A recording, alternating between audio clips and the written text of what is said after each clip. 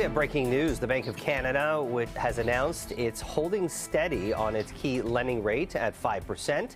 BNN Bloomberg's Andrew Bell joins us with a look at that and what that means for your household finances. Probably not a big surprise for a lot of people. This is what many economists were predicting. By no means, yeah. I mean, there were fantasies last year. Well, in retrospect, we know that they would be eager to start cutting in 2024. But inflation is too high. As you know, core inflation, so-called, is still around 3.5%.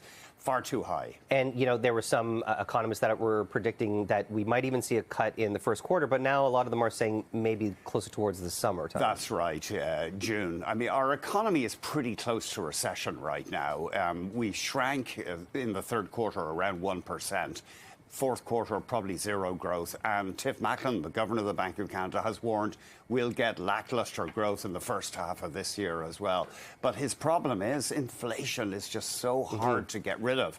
And also, people are pushing for wage increases, in many cases of 4.5%, and that's getting built into the system. I mean, you can't really blame people. We know everybody's cost of living has gone up. I'm still a bit stunned by prices when I pay for things. So no wonder people are looking for wage increases. You mentioned inflation. It was, I think, 3.1% in November, went up to 3.4%. And that's really kind of telling a story about how hard it is to calm inflation and to bring reel back consumer spending.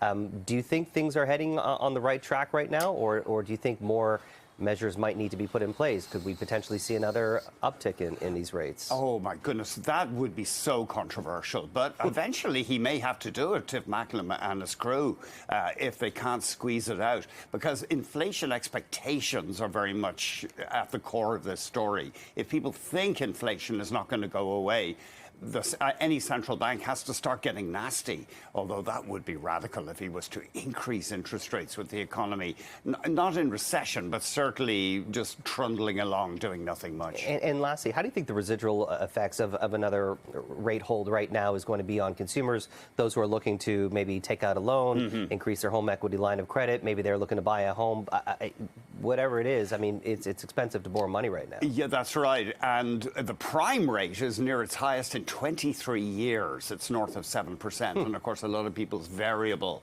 rates swing off the prime rate. It's going to be tough for people, especially when they renew mortgages in the next few years. Fixed rates have not gone up as much, but still bond yields are higher than they were 2 years ago. So the pain is not going away. They're not going to be bringing down interest rates for several months, it looks like. It's not the news a lot of people wanted to hear, but it is what it is, right? Jamie, yeah, that's right. Thank you so much, BNN Bloomberg's Andrew Bell. Appreciate the time as always.